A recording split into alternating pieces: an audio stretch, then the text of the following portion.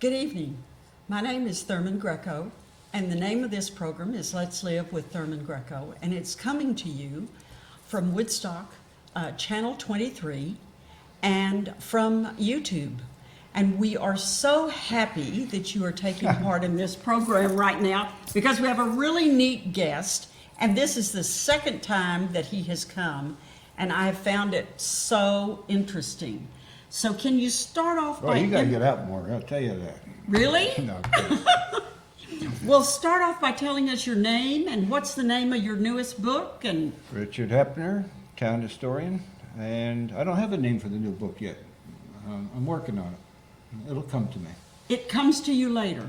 Yeah, I think so. I have a working title, but the publisher won't use it. It's basically about Woodstock from the Depression into the 70s. So you could say basically it's from the Depression to disco. Oh, that's cute. That's cute, but the State University of New York, who's SUNY Press, already told me, nah, they didn't like that one. They didn't like They that didn't one? like that one. Well, listen, if you come in with a book to your publisher and you have a title like that, if they don't like it, then they have to find another one themselves? Well, they work with you. The last one, when I was on the last time, my infamous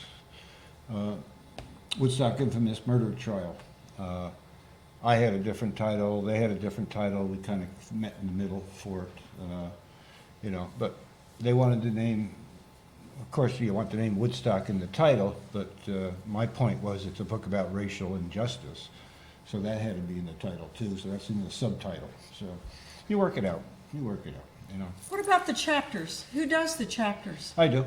You do the I chapters do the yourself? chapter, yep.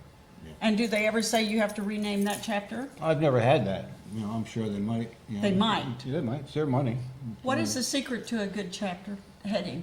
A good chapter heading? I always try to pick something that just kind of piques the interest a little bit and gets the reader to want to keep going. Just a little hint of what's coming, but without revealing too much. Something that just eggs them on a little bit. And It may be a quote from that chapter or something Yes. that's more interesting. can we go back to this book that you were here a few months ago about the infamous murder? Where can you get that book now? It's, I think Jackie has it at the Golden Notebook. It was at Barnes & Noble in Kingston. It's certainly on Amazon, but buy local if you Yes. can. What about in Socrates? It Inquiring was. Minds. Inquiring Minds, it was. I haven't been over there in a while, so I don't. Now, do you go over there and check? You don't. Do I check? Oh, if I'm in the bookstore, I'll check. I don't supply the books. The publisher does that. But you don't check and then call the publisher and say, hey, they're out over If I there? have to, I will. If you have to. That publisher has a rep in the area who I know fairly well, so I can always call her. Okay. Yeah. So, but you don't feel an obligation? No, I mean, the book, now the book's been out for over a year, there's going to be a downside to it, so. There's a downside, but we have so many new people that are trying to find out things about Woodstock Yeah. because they've moved in. Yep. So I should think it maybe went down, but it's having a resurgence of some kind. I mean, that's just my imagination. Well, it kind of got lost in COVID too, and, so I wasn't out there pushing it as much as it normally would. But it did well, it's done well. You're not going to get rich on it, but maybe you can afford a dinner in Woodstock, I'm not sure. Well, writing has not been profitable for me. Oh, I don't think it is, no. I mean, unless you're one of these New York Times 10 bestsellers, but it's not a profitable. But it depends how you define profitable. I mean, if you feel good about the work effort, and when that cover goes on the book, and you got it in your hands, you feel good about it, and that's a profitable thing right there. You've contributed something to the community. Well, for me, the book itself, holding it in my hand, that wasn't a motivation. That wasn't. But knowing that the story had been told. Yeah. Yep. To me, that there was. There it is. Yep. Yeah. That's your story. That was important. Yep. Because I felt that this was a story that if I didn't tell it, it would not happen. Exactly. No, we all have our unique stories. And I encourage people to write them.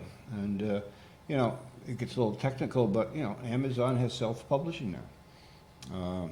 And you can basically create your cover design, lay out the book as you want, and go to town. And they actually pay better than the regular publishers. But But then you got to push the book and do the Yeah. marketing and everything yourself. I think we're in a very interesting time now, because I think that publishing is going through a shift. Oh, sure. And I think that when it comes out, publishing will be different from what it is now. And the idea of people submitting something, trying to get a publisher, I think that's kind of 20th century. I don't know. No, but just I feel think like- you're right. I think it's heading in that direction. The problem is, what the publisher does for you, or what they're supposed to do for you, is market the book, get it out there. But they don't. And, you got to push them, and if you're doing a self-publishing, which a lot of people are doing, you're the marketer. And, how much time do you have to keep running to Barnes & Noble and make sure it's there, and, in all the bookstores,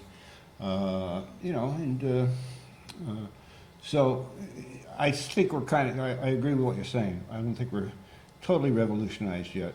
But, the book I'm working on now, I think I submitted like a 30-page presentation on what each chapter was, sources, bibliography, those types of things, all that. It's a process. It's a process.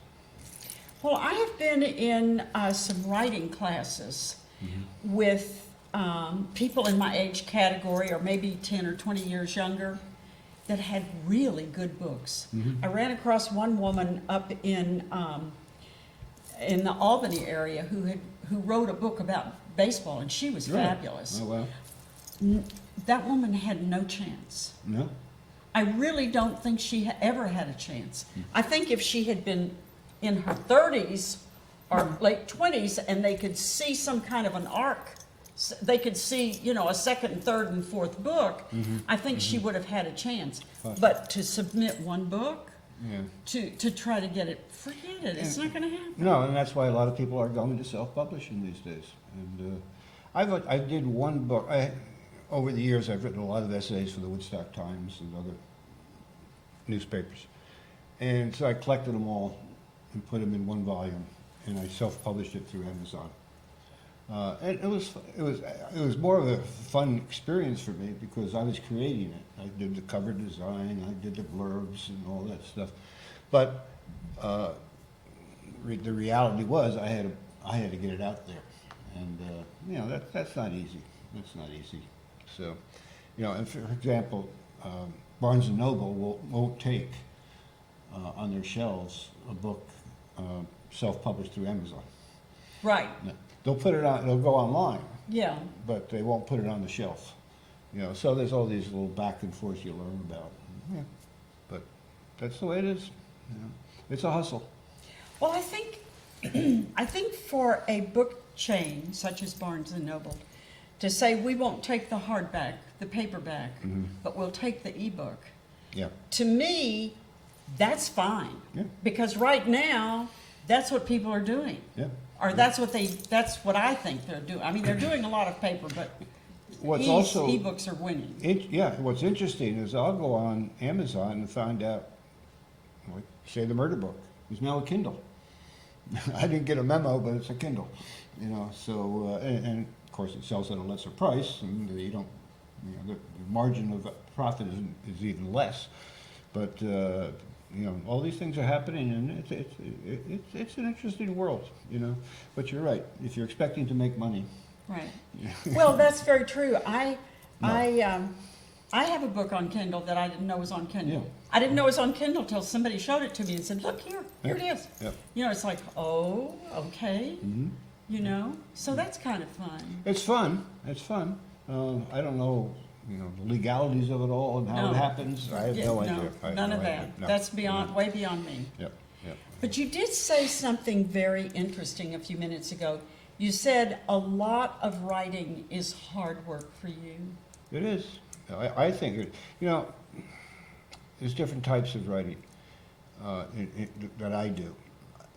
I've written a lot of essays on Woodstock, all right? 5, 6 pages. And that's not, takes you a week or so not to knock them out and stuff like that. But in the murder book, the infamous Woodstock infamous murder book, became for me a detective story in its own right. So that was part of the fun, and trying to put the little pieces together because the record was over almost 120 years old. But nonfiction history, community, local history writing is tough because is finding the right sources, and combing through a lot of stuff at the Historical Society, especially old newspapers, and then trying to verify the facts that you're pulling out of the newspaper. The newspaper from book I'm working on now, say 1941, has a name. You see the same name written in the newspaper in 1950, it's spelled differently. So you got to go back and try to figure that out. And you want to make it, obviously, you want to make it interesting to the reader. So how do you link all these pieces together and transition from one point to another point and keep the interest going on something that a lot of people don't know about, your community history, our town. And I mean, my purpose is to get the information out there so people know more about the community they live in. I'm not going to get rich about doing it, but as a historian, that's what I do. And but it's hard. Sometimes you just get that block hits your head, and you try to make it. I used to have this theory that somewhere in that keyboard is the great American novel. If you just hit the buttons right, it all comes out. But boy, hitting them right is slow process sometimes. Slow process. There's been a new. But the research is the fun part for me. Yes, I love the research. That's why you said when there was so much work involved. I think the research is when I was a kid, delightful. I used to go up my grandmother's attic and dig out old boxes and find stuff from World War II or whatever.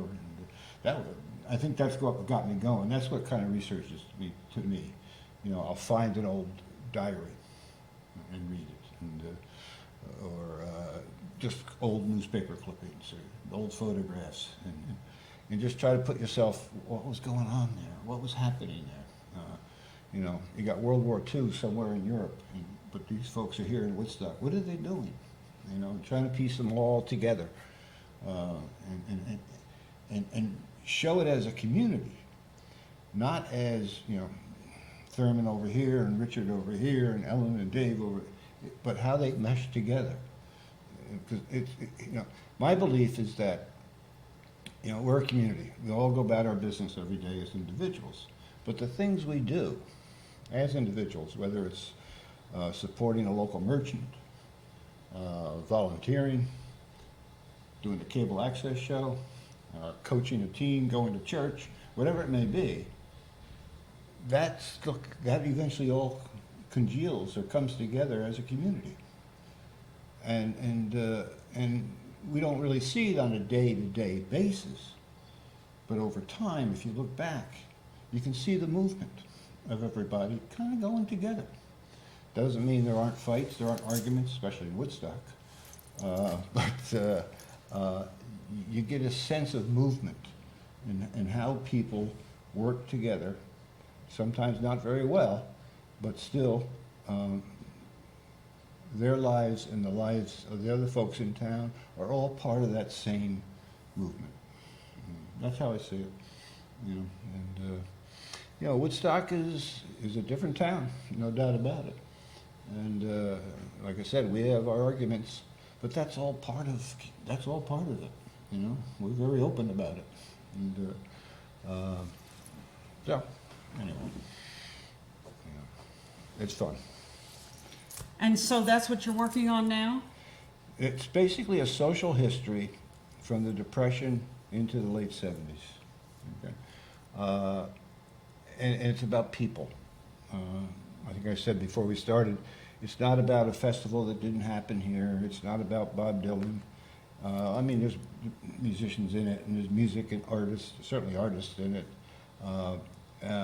But, you know, the people who fought to get the school built down here on 375, that's part of it. And how that happened, all right, because it wasn't easy. It's about the churches in town in the 50s and the 40s and what was going on. And it's about the artists' interactions with the old timers and the problems and some of the issues they had. It's about the village green and that history and everything. And, you know, from building a war memorial on the village green after World War II to the hippies sitting on the war memorial in the 60s. And in 1964, the local constables beat up a bunch of kids there. It's the first time the words police brutality were uttered in Woodstock.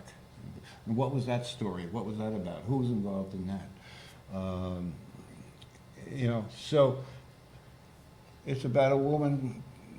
There's a bunch of women in the story, like Marion Bullard, who came to town as an artist and became like the first, I don't know, prominent female activist in town, and battled the town fathers for things like open meetings and being able to see the town budget, and fought for clean water, a water system in town, a municipal water system, which then leads into the first day the water got turned on, and in a diary I found one woman's reaction to actually having water in her house. She didn't have to use a well. You know, and things, you know, it's about life, you know, living in Woodstock, and whether it's a big snowstorm or a flood or whatever, how people react, and how people help each other, and how people fight, you know, arguments. It's what makes a community. So we'll see if I ever if I get it done. I'm only into the 50s right now, so. Oh, well, if you're only into the 50s, then you've only got 30 years left. Yeah, that's okay. Yeah, that means I'm about maybe a third of the way there. I got till the end of the year, so that's what the contract says. We'll see. Yeah. How long do you work? Do you work how often do you work each day? My routine, because I got other things going, I try to take care of any personal business or town business or whatever in the morning. I don't like writing in the morning. You know. So I'll write for a couple hours in the afternoon till dinner time. After dinner, or after I watch Jeopardy, I'll go back out to the office and write till about 10 o'clock. I'll write maybe 4 hours a day, you know, sometimes 5. You know. And when I say write, I may not write a word, but I'll be doing the research and getting ready for the next few pages. So I don't know about you, but you know, and I know people. Ed Sanders is a friend. He writes early in the morning. I can't. I've never been able to do that for some reason. I just want to get my personal stuff, business, emails, whatever, phone calls out of the way in the morning, and then I won't be bothered when I do write. So I don't know about you, how you do it, but we're all different. I write whenever I can. Yeah. You know, because I have a job. Yeah. And because I feel like that it's important for me to have some regular interaction with the public. Yeah. And if I didn't have that job, there would be no interaction with the public. I got you. Yeah. Sure. And I need that. Yeah. You know, my brain needs it. Oh yeah. At my age. No. I think you're right. So some days I can work and some days I can't. Yeah. And then I find other things that I'll are take a very holiday good. once in a while too. I just take a mental health holiday because you just want to get away from it. You know, but after I got off I was on the town board for 5 years, and even after I got off this January, you know, I still have a couple committees that I work on. That is a time suck. You know, what, committees? No, the town board. Oh, sure. Is a true time Sure. suck. Sure. That's why I didn't do anything about this book until January. You know. Publisher, basically the contract says I'm supposed to have it done by next January. Like I said, we'll see. But, but I still think you got to, like I said, meet people. You got to talk to people. You got to interact. You can't, just sit and type. I can't sit and type all day. like I said, some days you just can't, I don't even want to see a computer, you know. I don't want to see a book, I don't want to see anything, you know. But and baseball season's coming, so I'll get to watch it. Well, one of the things that I noticed was that I had been taking a lot of classes because I'm a new writer. I'm not an experienced writer. And of course, with the pandemic, the classes evaporated for the most part. Oh, really? Oh, I would have thought they'd gone the other way, maybe. Yeah.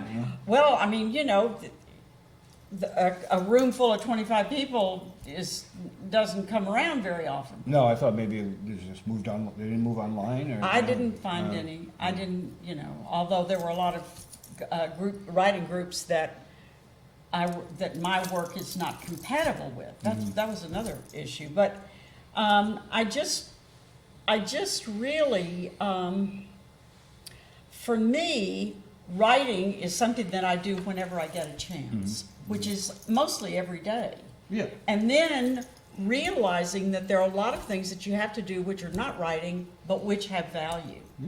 And I am really becoming, because this is the first book that I'm working on that does require a lot of research. I'm working on a very short, I guess, story about Jesus, which involves, you know, doing some research, which is primarily in one book, you know, but still, I mean, it's research. Yeah, sure.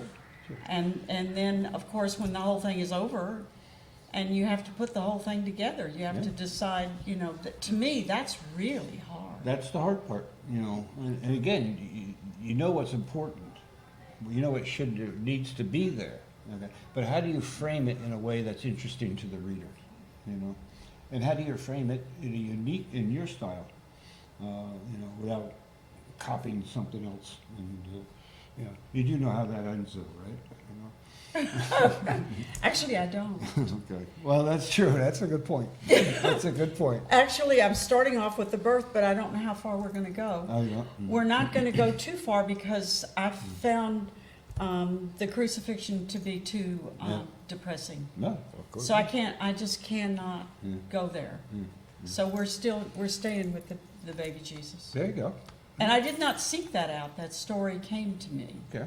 Well, that's what they should do. I mean, I think, you know, between the murder book, the infamous murder book, Woodstock, and what I'm doing now, it was a year before I made the switch from, in my head, okay, what are you going to write about now? And, oh, how about this? How about that? How about that? But that feels forced, you know? And then you think, well, you know, I could do all that work, but I'm not really that interested in it. So, people might want to read it, but you got to have a personal investment into what you're doing.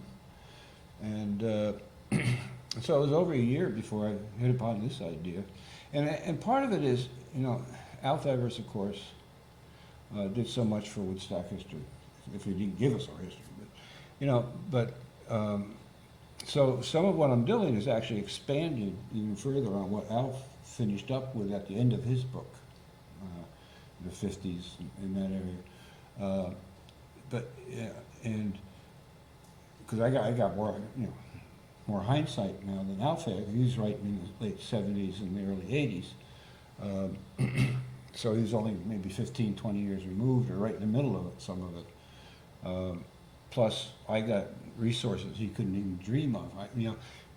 I am so impressed with what Alf Evers could do without the internet, you know, without computers, and without, you know, I don't know if you know the story about Alf, but he wrote on 3x5 file cards. Well, that's what we're supposed to do. Well, not Somebody anymore. said anyway. Well, I don't. I can't. Trouble with Alf is, Ed Sanders will tell you, I can't read his writing. You know, it's impossible. Ed can read it, but I can't read it.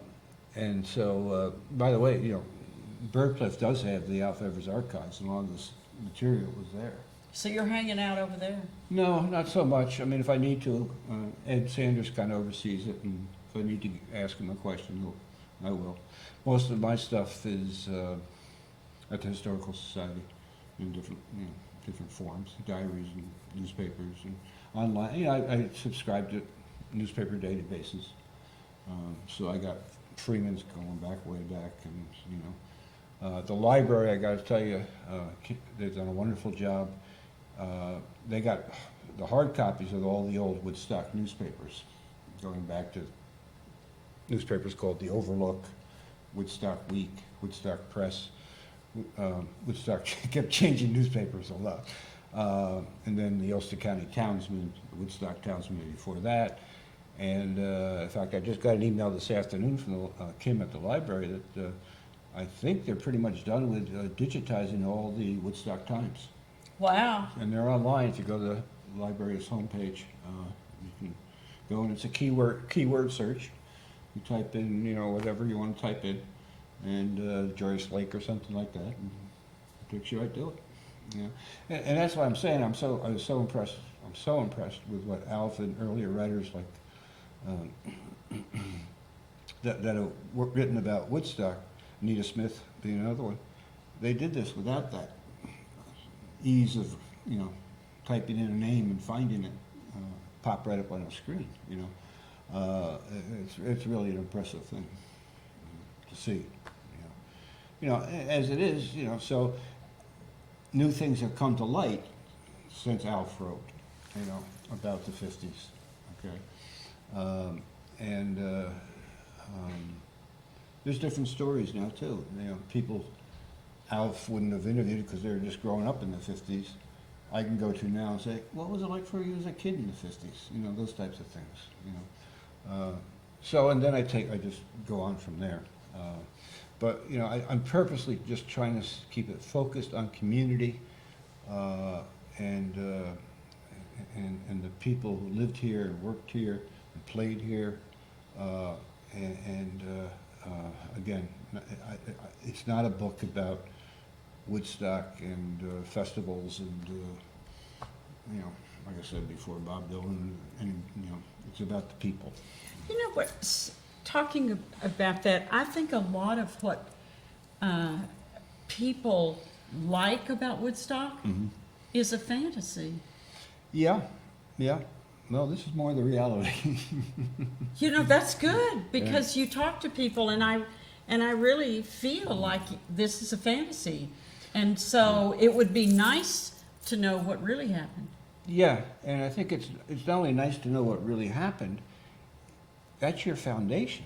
That's you know, the reality of where you're living and what house you're in or what street you're on or whatever it may be or what school your kids are going to. That has a foundation. That has a history. It didn't just happen, and there are struggles in getting there, and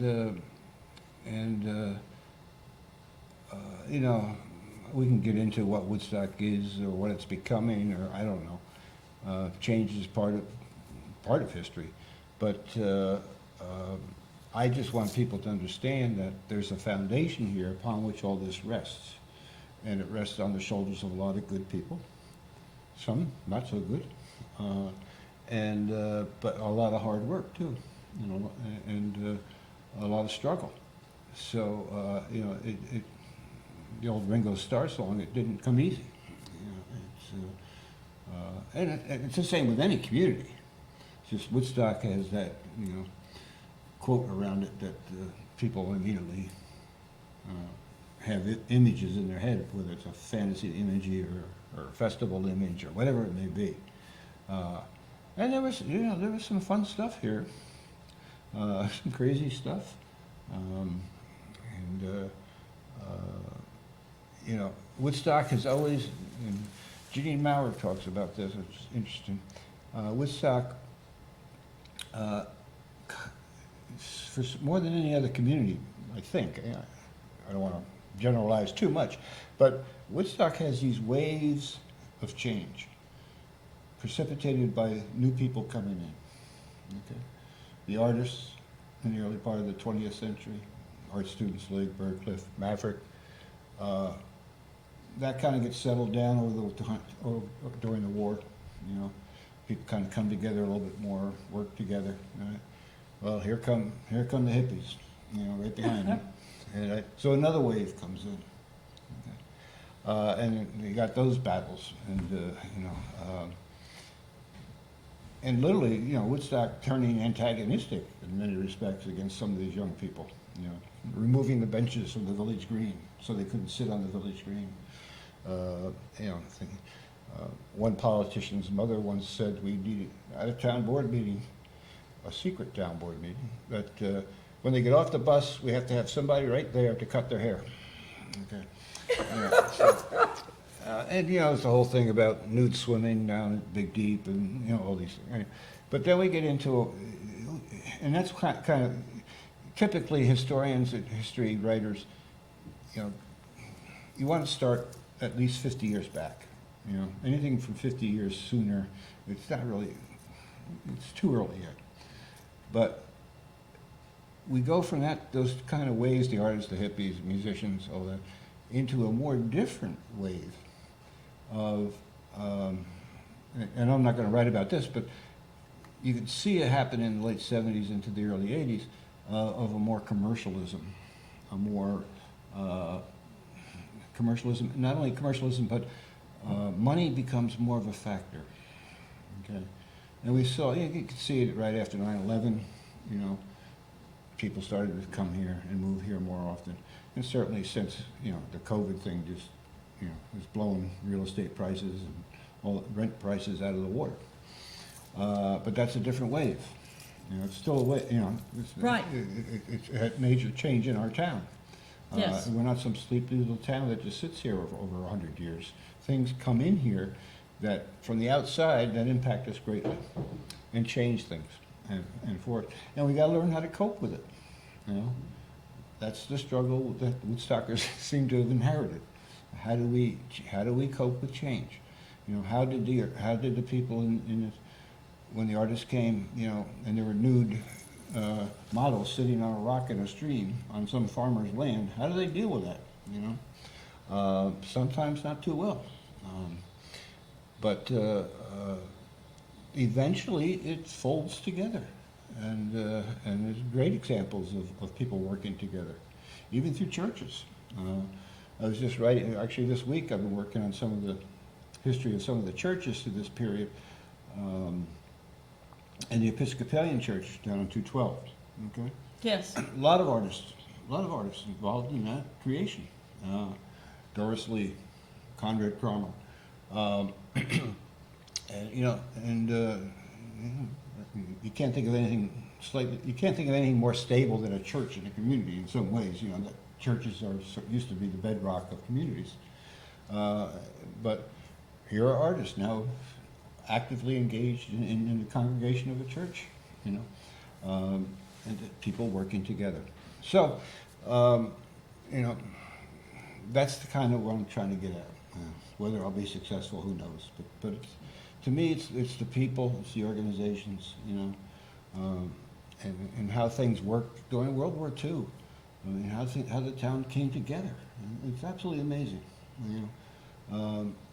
Just up the road here, Anita Smith had the observatory where they would sit all night, 24 hours a day for a while, watching skyward for enemy planes coming down the Hudson.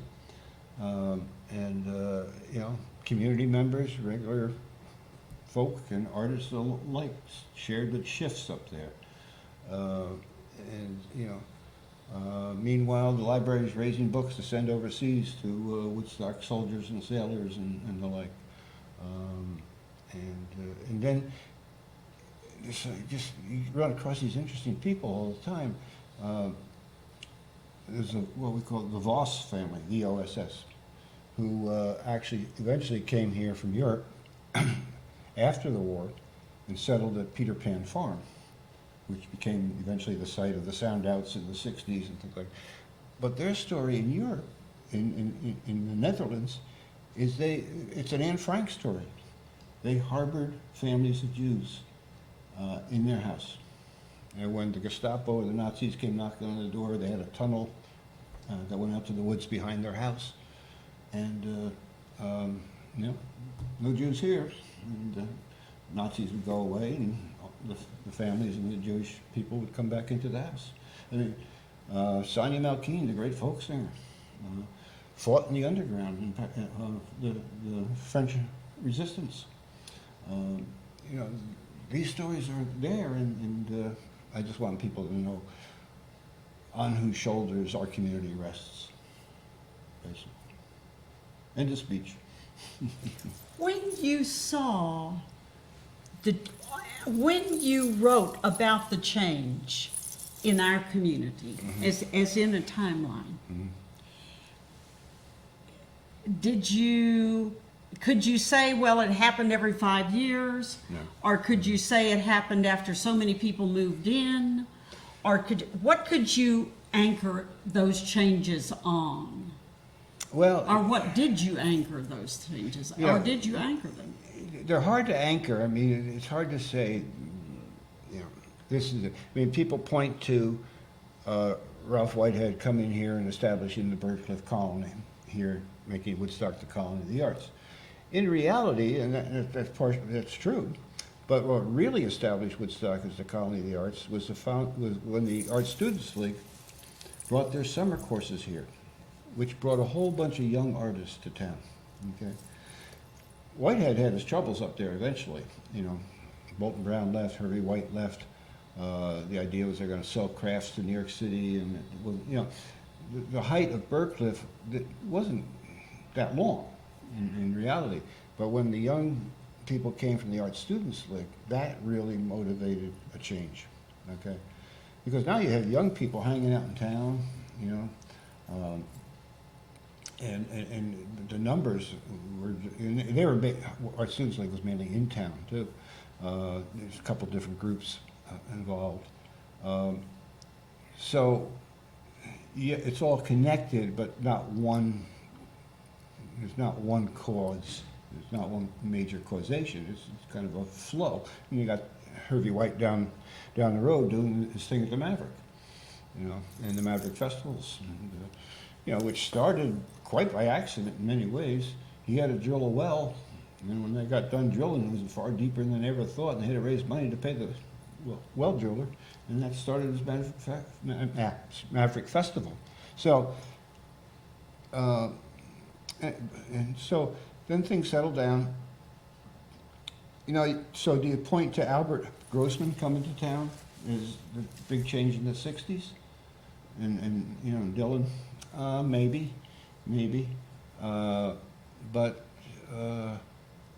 there's you know, I interviewed a couple people so far too for the book, and I said, and about the 60s, I said, tell me, you know, who grew up here, a little older than I am, and what was it like? Because I was a senior at Aniora in 1969. I said, in the 60s, what was it like for you? You know, being 18, and they all say one word: freedom. It was just free. You know, it's just, you also have to bring in the environment a little bit, the physical environment that we're surrounded by. So I kind of, I guess, long story short, I kind of resist the one factor that caused the change. You know, it's an evolutionary process that I see. And the funny part is things come full circle at times too.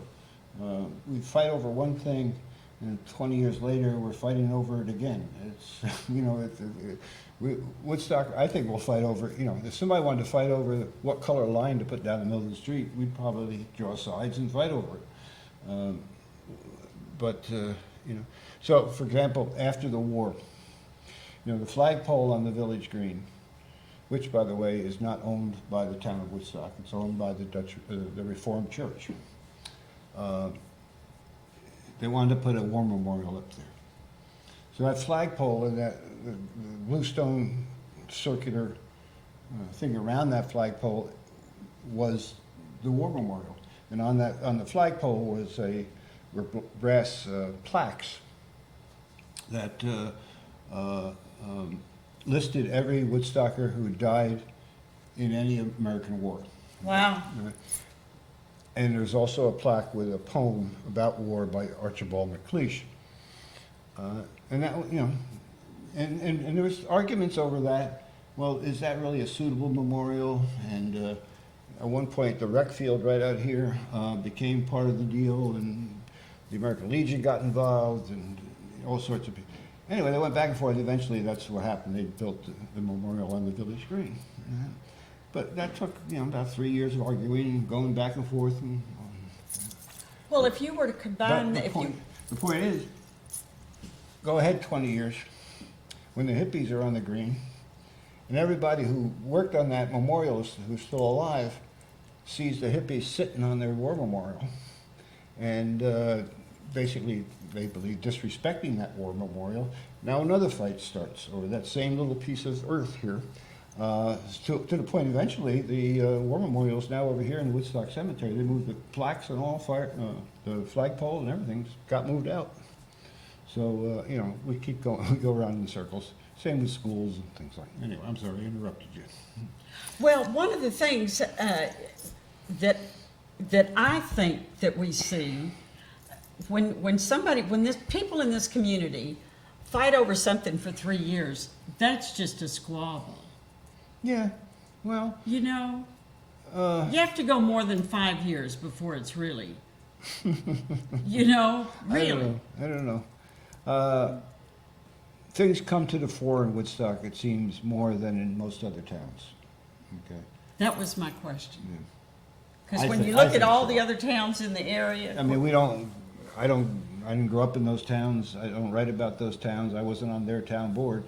But it seems that things bubble up, and because Woodstock has always attracted more creative, spiritual, more free thinkers. I don't want to say always, but at least since the early 1900s, types of individuals. Do you know why?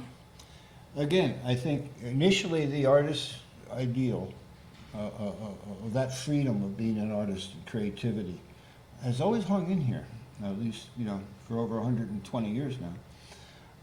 And I think that's all part of it. And again, it's a beautiful spot. It's a beautiful place. And if you're an artist or a creator, and either a writer or a musician, to be surrounded by what we're surrounded by, at least we're, that helps with the inspiration that you need, I believe. I don't know, but I think some days we kind of forget where we do live and how incredible it really is. Yeah.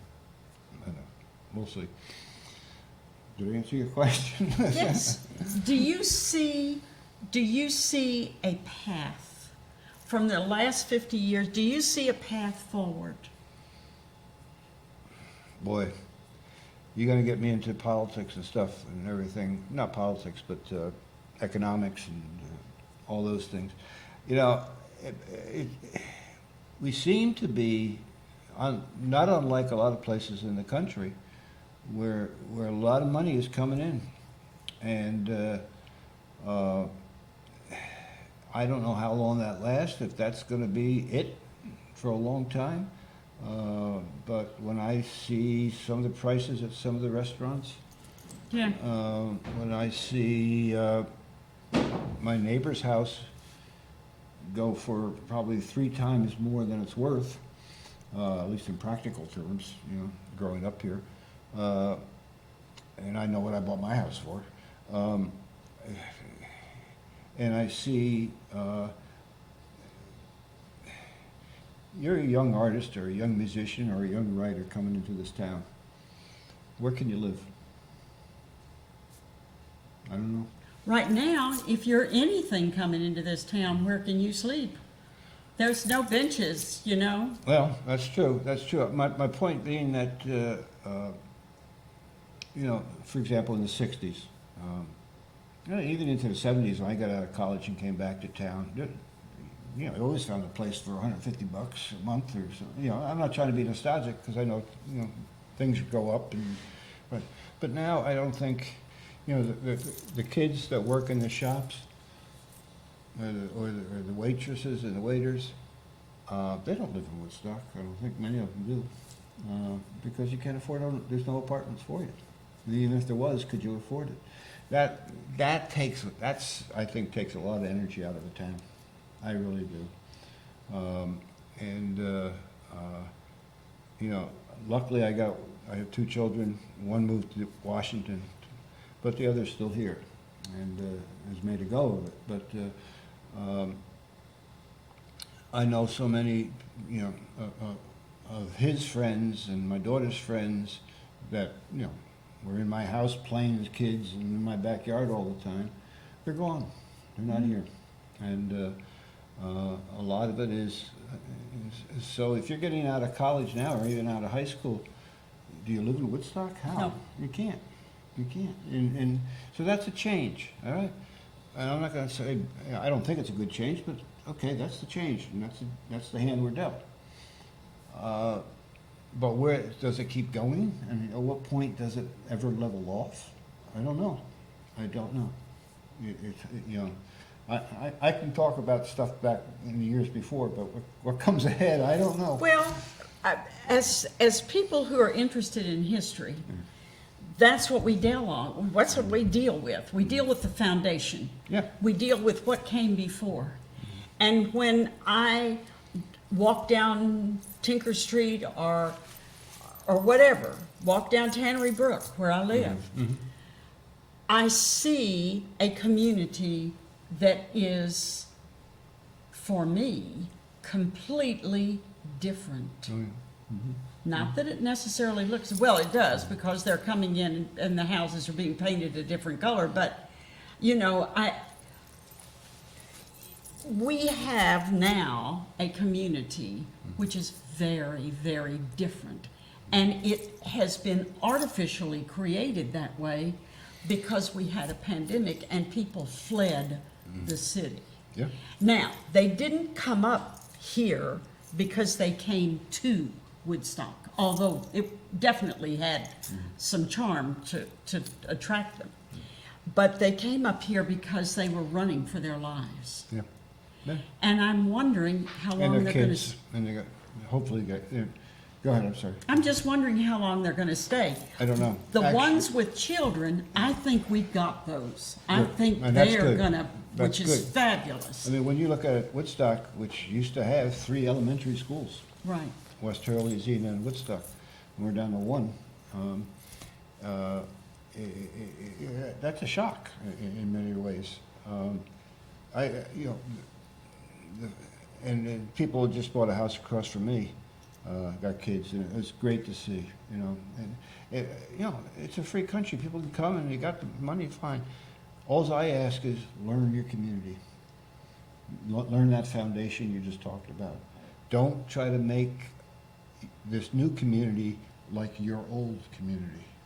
We have our history, you know, and you're going to be a part of it, and you can effect change as we go along.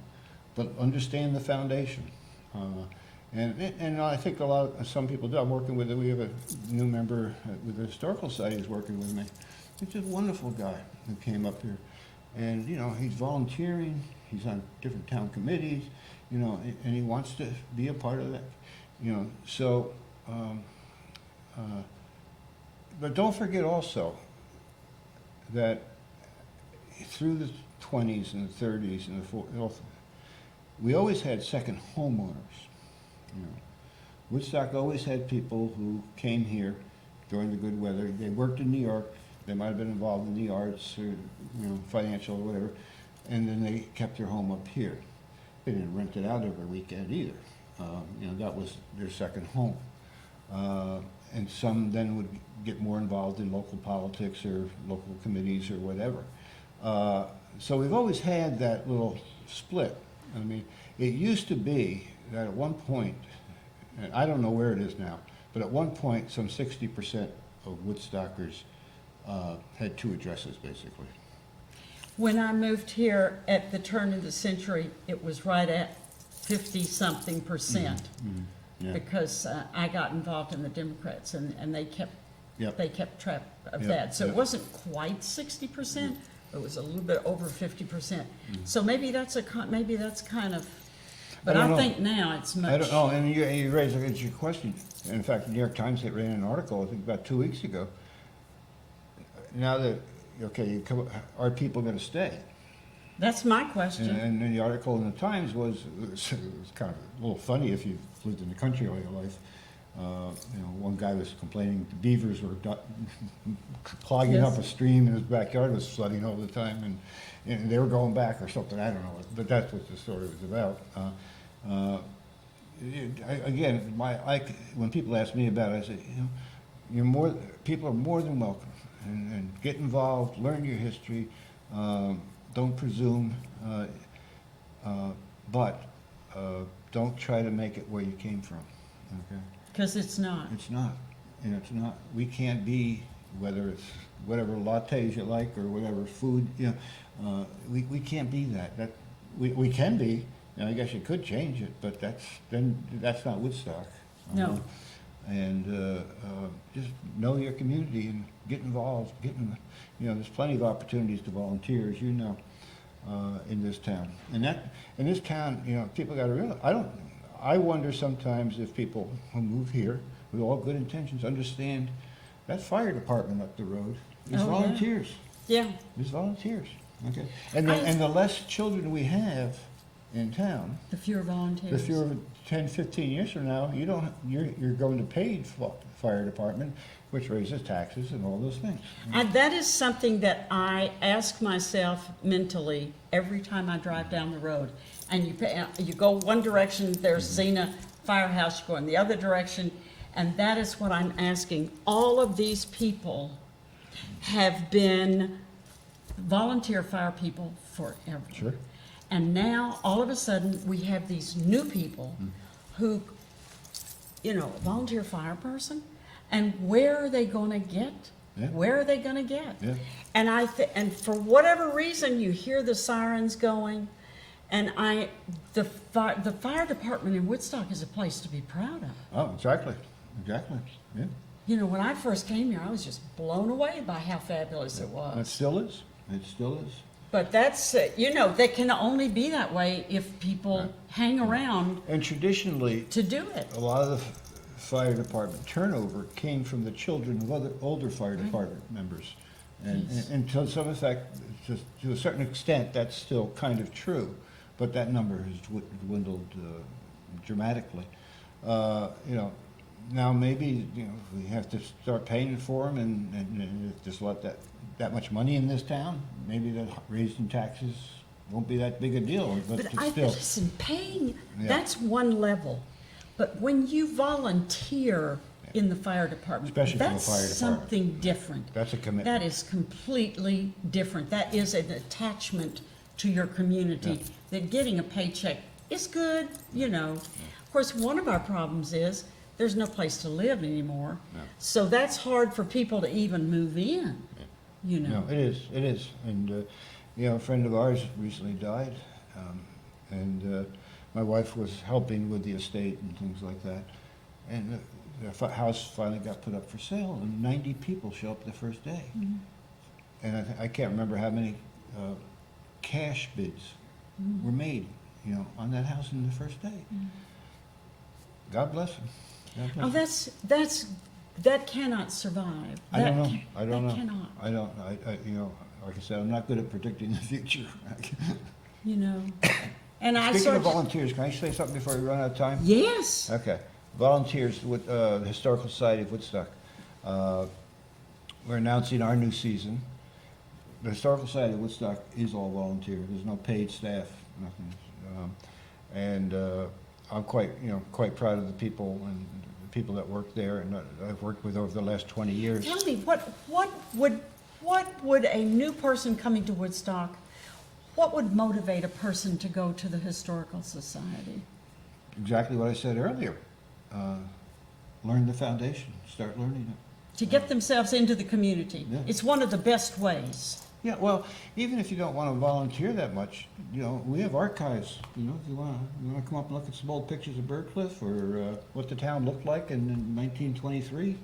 In fact, you won't be able to see it on camera, but the front part of this card is a picture of men. It's called Politics, and it's Woodstock men outside the old Woodstock, the very old Woodstock post office, which used to be kind of between Gene Termo and the corner cupboard. Well, I call it the corner cupboard. Right. Show my age. You want to try that on?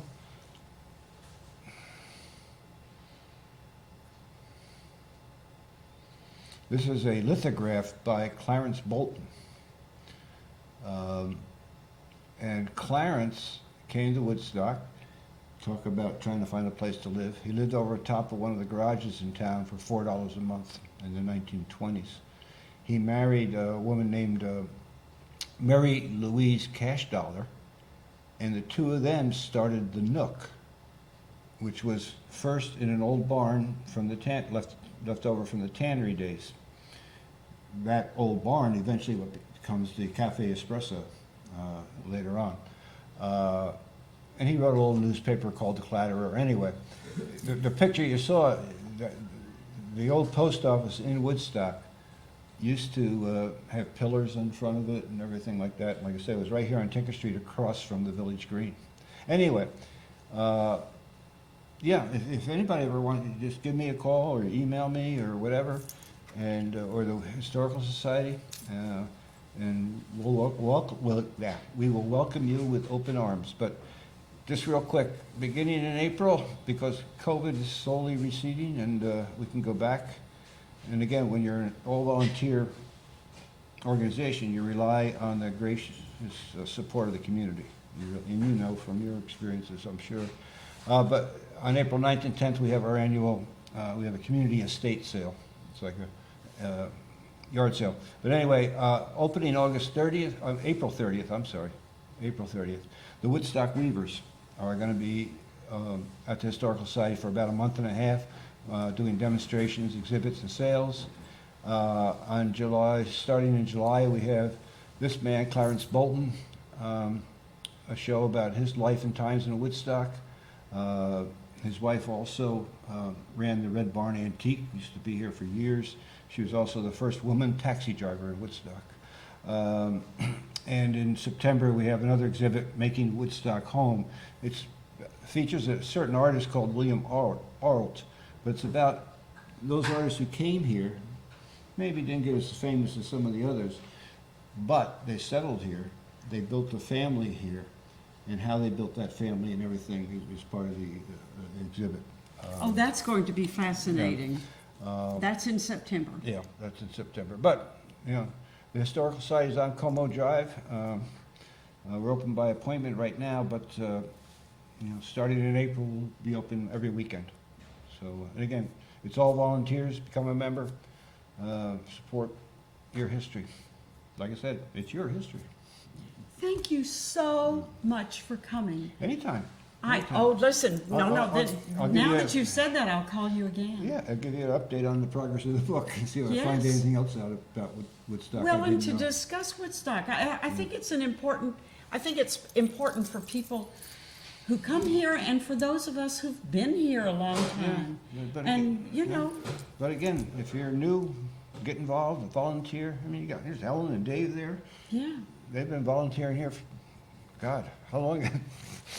Yeah, and, you know, a lot of things happen in town because of volunteers.